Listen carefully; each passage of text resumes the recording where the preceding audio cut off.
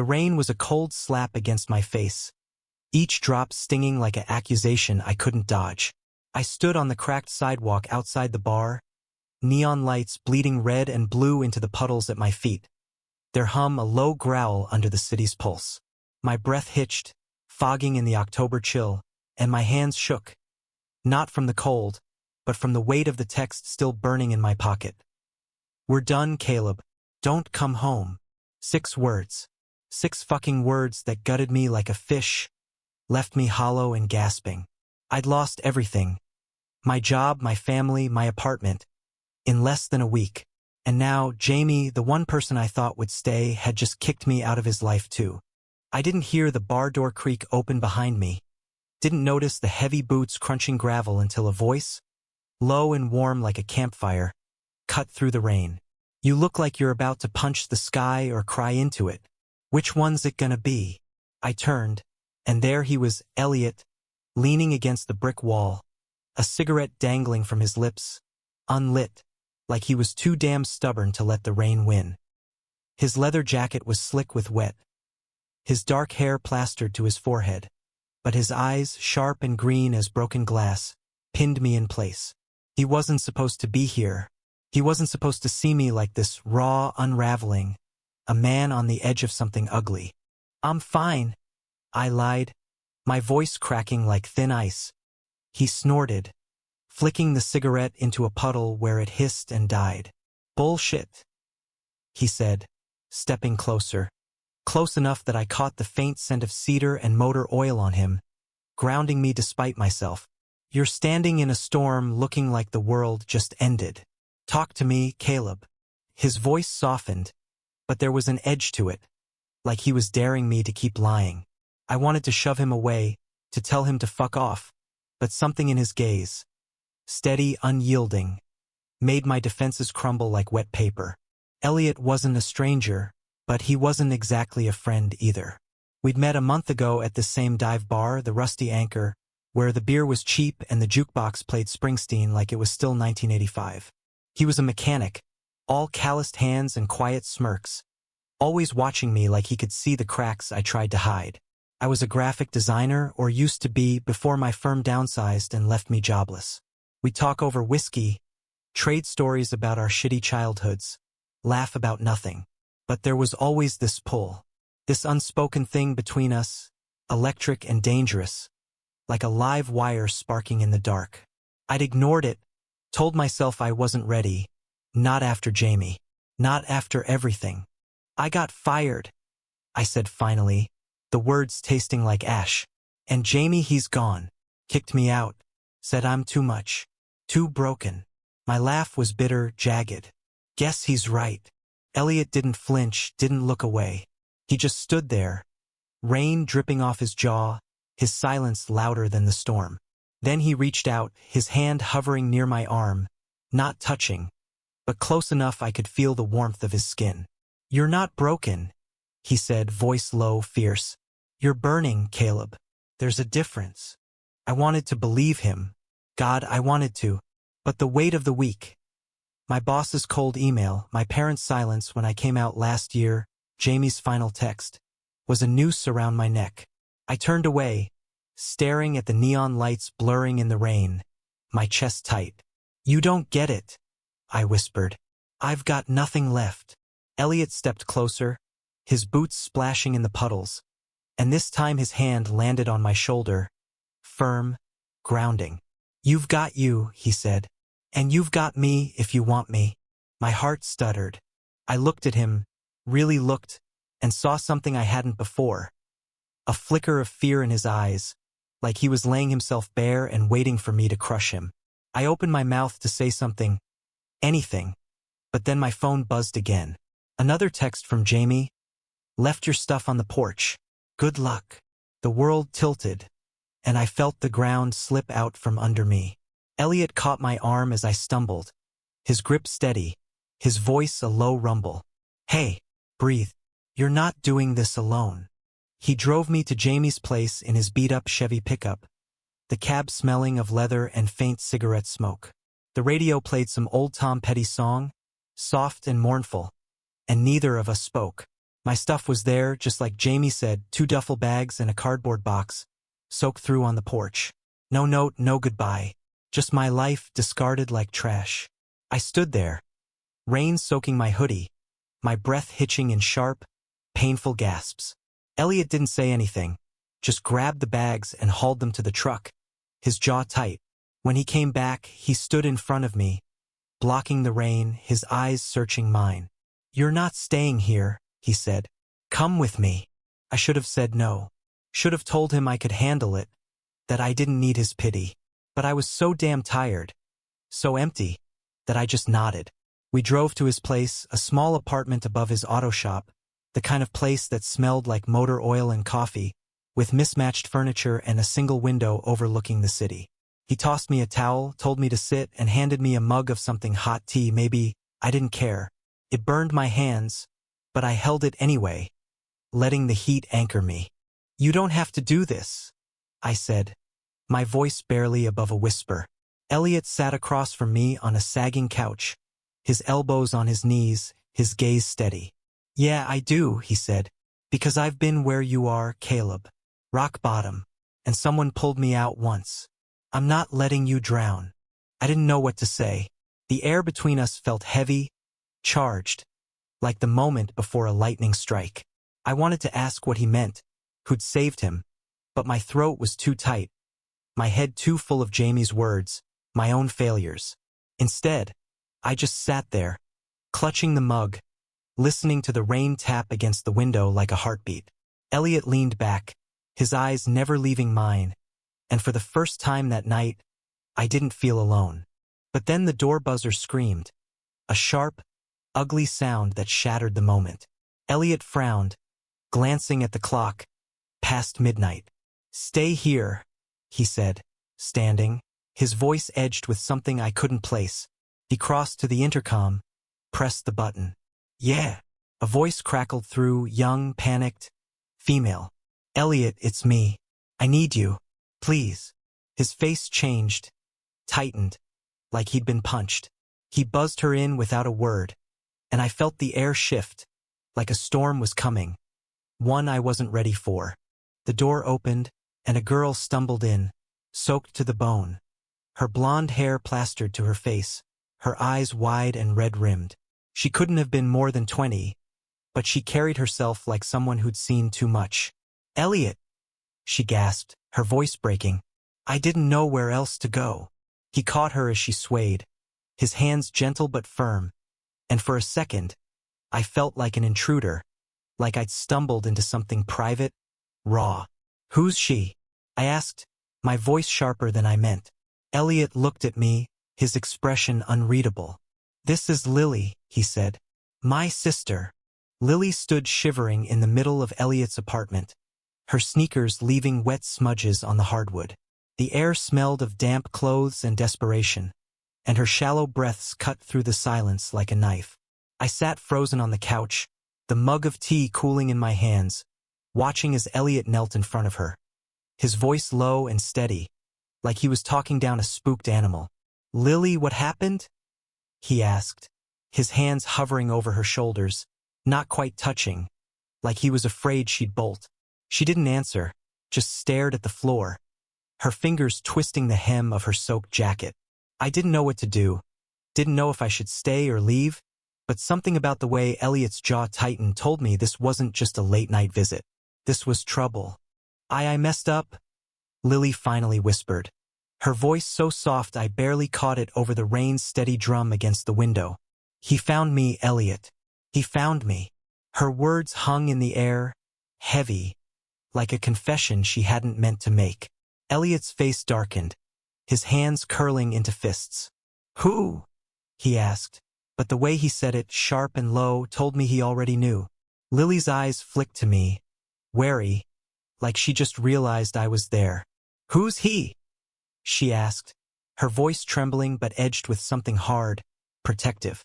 "Caleb," Elliot said, glancing at me, his eyes a storm of emotions I couldn't read. "He's a friend. He's safe." Safe. The word hit me like a punch because I didn't feel safe. Not with my life in tatters, not with the stranger's panic filling the room. But Elliot's voice, steady and sure, made me want to believe it, even if just for a moment. He turned back to Lily. "Talk to me. Now." She sank onto the couch, her hands shaking as she pushed wet hair from her face. "It's Marcus," she said, her voice breaking on the name. "He showed up at the shelter. Said he'd been looking for me. Said I couldn't run forever." Her laugh was bitter, jagged, like broken glass. "He's right, isn't he? I'm never gonna be free." Elliot's face was stone, but his eyes burned, and I saw his hands tremble before he shoved them into his pockets. "You are free," he said, fierce. "He doesn't own you, Lily. Not anymore." I didn't know who Marcus was, but the name alone felt like a shadow creeping into the room.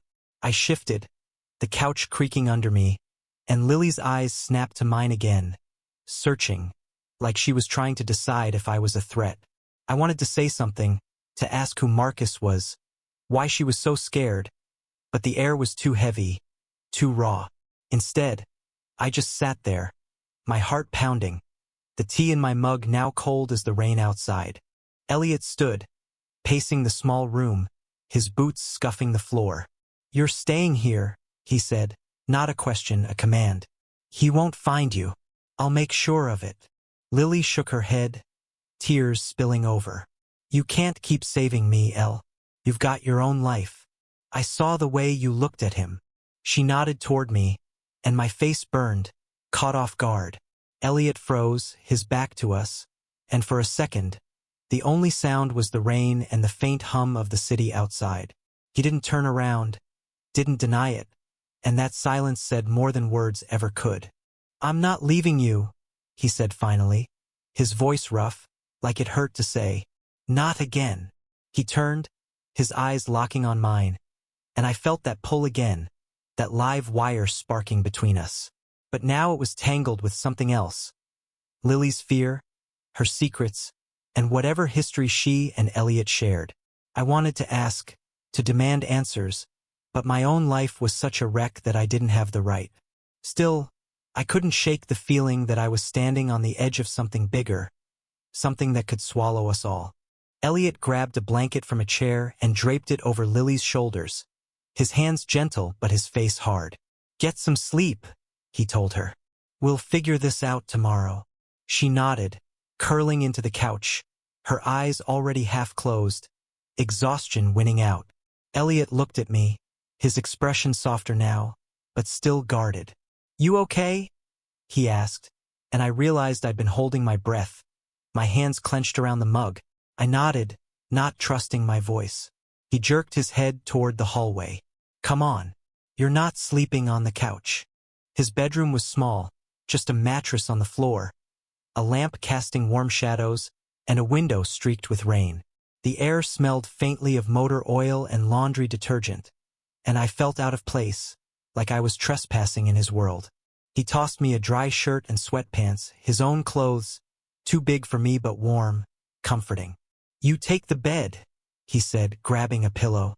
"I'll crash in the shop downstairs." I opened my mouth to protest, but he cut me off.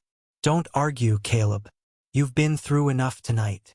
I wanted to say something, to tell him I didn't deserve this, that he didn't owe me anything.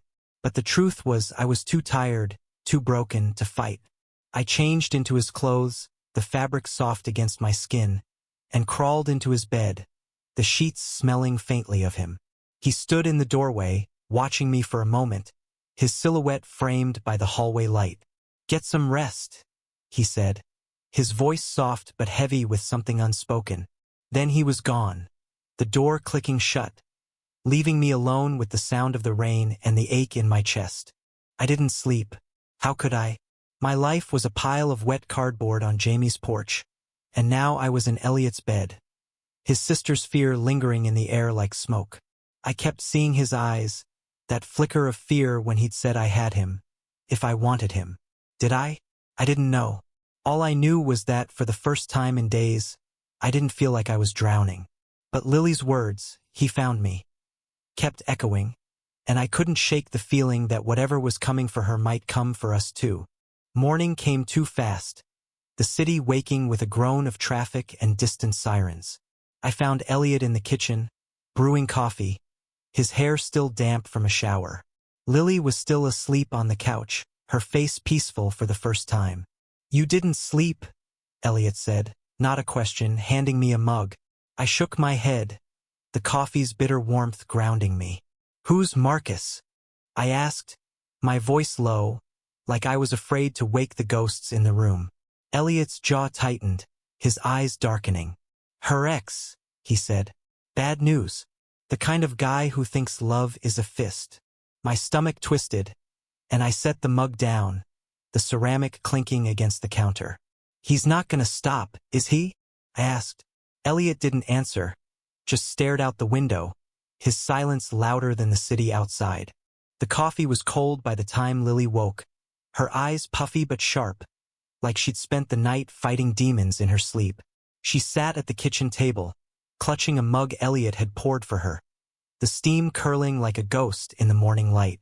The apartment felt smaller now, the walls pressing in with the weight of her fear, Elliot's anger, and my own unraveling life. I stood by the window, watching the city pulse below, the hum of traffic mixing with the faint clatter of dishes as Elliot moved around the kitchen. He hadn't said much since our talk about Marcus, but his silence was loud, heavy with things he wasn't ready to share. "We need a plan," Lily said finally, her voice steady but thin, like a wire stretched to breaking. "He knows I'm in the city. He's not gonna stop." Elliot leaned against the counter, his arms crossed, his knuckles white. "He's not getting near you," he said, his voice low, dangerous. "I'll handle it." Lily's laugh was sharp, bitter. "Handle it? Like last time? You almost went to jail, Elle." My head snapped up, my eyes flicking between them. "Jail?" Elliot's face didn't change, but I saw the muscle in his jaw twitch, a tell he couldn't hide. "What happened last time?" I asked, the words slipping out before I could stop them. Lily's eyes met mine, wary, but she didn't look away. "Marcus put me in the hospital," she said, her voice flat, like she was reciting a fact she'd buried deep. "Broken ribs, black eye. Elliot found him, beat him within an inch of his life. Cops didn't care about me, just saw Elliot as the problem." She paused, her fingers tightening around the mug. "He's my brother, but he's not a hero, Caleb. He's just stubborn." Elliot snorted, but there was no humor in it, just pain. "Yeah, well, stubborn's all I got," he said, his eyes on the floor. I wanted to ask more, to dig into the scars they both carried, but the air was too fragile, like glass about to shatter. Instead, I changed the subject, my voice softer. "What's the plan, then? You can't just hide forever." Lily's shoulders sagged, and for a moment, she looked so young, so breakable. "I don't know," she whispered. "I thought I was done running." Elliot pushed off the counter, his boots scuffing the floor. "You're not running," he said. "We're gonna end this. For good." The day passed in a blur of tension, the three of us trapped in this small apartment, the rain starting up again, tapping the windows like an impatient reminder. Elliot made calls, his voice low and clipped, talking to people I didn't know about things I didn't understand. Lily stayed quiet, her eyes distant, her fingers tracing the rim of her mug like it was the only thing keeping her grounded. I tried to help, offering to grab food, to do anything, but Elliot just shook his head, his hand brushing mine for a second, sending a jolt through me I wasn't ready for. By evening, the tension was a living thing, coiling around us. Elliot had a plan. Something about a friend who could help, someone who knew Marcus, knew his patterns. But he wouldn't tell me more, just said, "Trust me, Caleb." And I did, God help me, I did. But trust didn't stop the dread pooling in my gut, the feeling that we were all walking toward a cliff. That night, Elliot took me to the shop downstairs, the air thick with the smell of grease and metal. He showed me his bike, a beat-up Harley he'd been fixing up, its chrome glinting under the fluorescent lights. "This is my therapy," he said, his voice softer now, almost shy. He ran a hand over the handlebars, his fingers tracing the curves like they were an old friend. "When shit gets heavy, I come here, fix something, make it work again." I watched him, the way his shoulders relaxed, the way his eyes lit up, and I felt that pull again, stronger now like a tide dragging me under. "You ever ride?" he asked, glancing at me, a small smile tugging at his lips. I shook my head, my throat tight. "Never had the chance." He stepped closer, his breath warm against my cheek, the air between us crackling.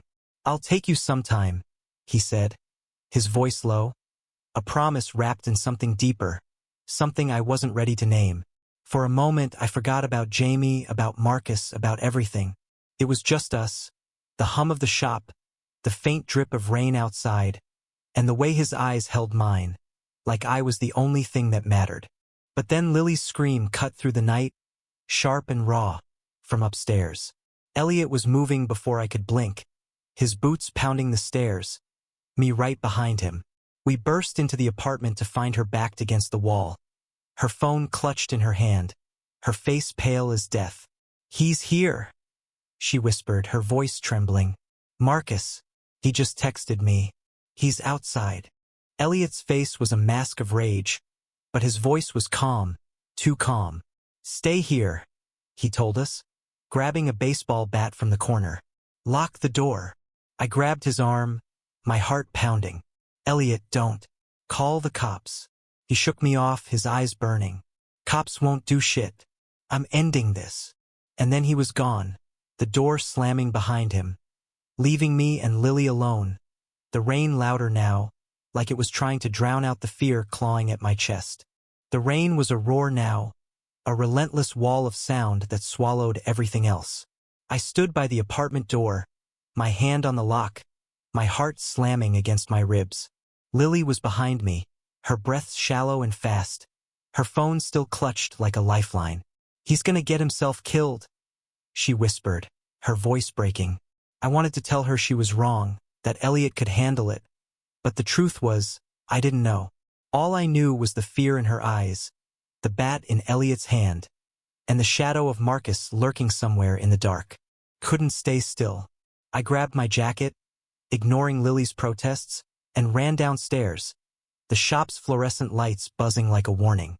The street was empty, slick with rain, the neon signs from the rusty anchor flickering in the distance.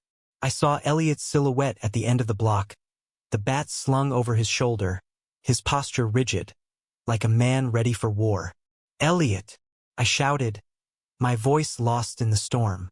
He didn't turn, just kept walking, his boots splashing through puddles, his shadow stretching long and dark. I caught up to him in an alley behind the bar, the air thick with the smell of garbage and wet concrete. He was facing a man, tall, broad, with a face like a blade, all sharp angles and menace. "Marcus." His voice was a low growl dripping with venom. "You think you can keep her from me, mechanic? She's mine." Elliot didn't flinch, his grip on the bat tightening. "She's not your anything," he said, his voice steady, deadly. "Walk away, Marcus. Last chance." I froze, my breath catching, the rain soaking through my clothes. Marcus laughed, a cold, ugly sound, and stepped closer, his hands flexing like he was itching for a fight. "You're nothing," he spat. "Just a punk with a bat." Elliot didn't move, but I saw the fire in his eyes, the same fire I'd seen when he told me I wasn't broken. I wanted to scream, to pull him back, but my feet were rooted to the ground, my heart in my throat. Then Marcus lunged, faster than I expected, his fist aimed at Elliot's face. Elliot dodged, swinging the bat, but Marcus was quick, grabbing his arm, twisting it. The bat clattered to the ground, and I heard myself shout, my voice raw, desperate. "Stop!" I ran forward, not thinking, just moving, and shoved Marcus hard, catching him off guard. He stumbled, his eyes locking on me, and for a second, I thought he'd kill me right there. But then Elliot was up, tackling him, the two of them crashing into the alley wall with a sickening thud.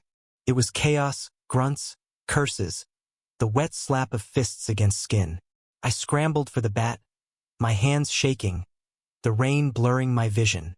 "Elliot!" I yelled, tossing it to him. He caught it, swinging it low, catching Marcus in the knee. Marcus howled, collapsing, but he was still fighting, still spitting hate. "You're dead," he snarled, lunging again. But Elliot was faster, pinning him to the ground, the bat pressed against his throat. "Enough," Elliot growled, his voice like thunder. "You come near her again, I'll bury you." Marcus laughed, blood trickling from his lip, but his eyes were wild, unhinged. "You can't stop me," he said. "She'll always come back." Elliot pressed harder, and I thought he might actually do it, might cross that line.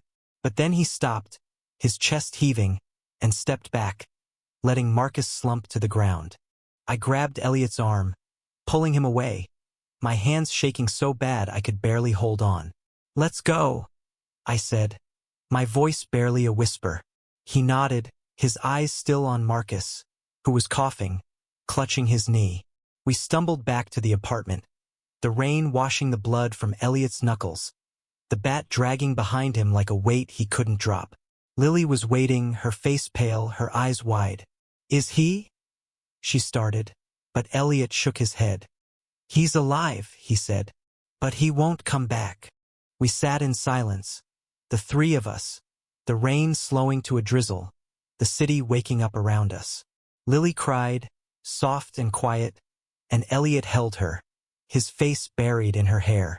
I watched them, my heart aching, not just for them, but for me, for the life I'd lost, for the man I was becoming. Elliot looked at me, his eyes soft now, raw, and I felt that pull again, stronger than ever. "You didn't have to do that," he said, his voice hoarse. "You could have gotten hurt." I shook my head, my throat tight. "I wasn't gonna let you fall," I said, the words slipping out before I could stop them. He smiled, small and tired, but real, and for the first time I saw him. Not the mechanic, not the brother, not the fighter, but Elliot, the man who'd seen me at my worst and still stayed. We didn't talk about it, didn't name it, but it was there, in the way his hand brushed mine, in the way his breath hitched when I leaned closer.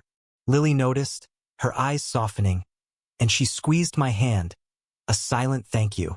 Days turned to weeks, and we built something new, me, Elliot, Lily. I got a freelance gig, started putting my life back together.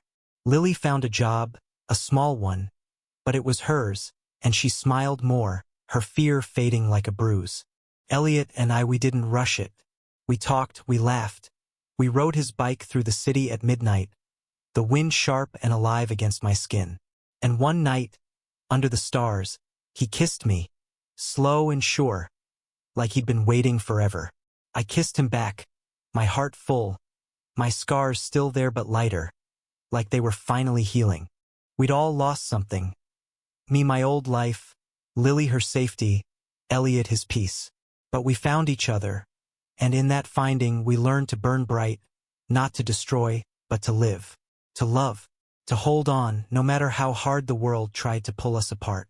And as I stood with Elliot, his hand in mine, I knew one thing for sure.